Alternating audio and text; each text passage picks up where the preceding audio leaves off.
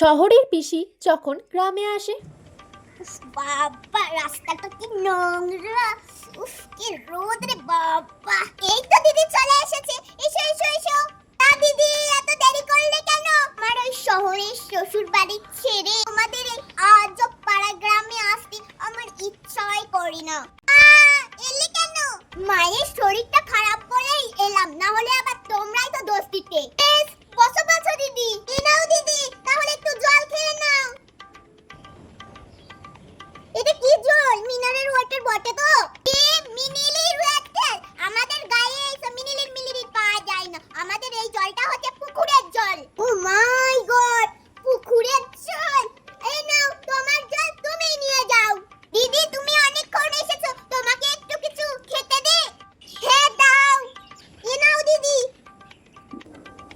কি, তুমি আমাকে বাতাসা আর মুড়ি খেতে দিয়েছো? এসব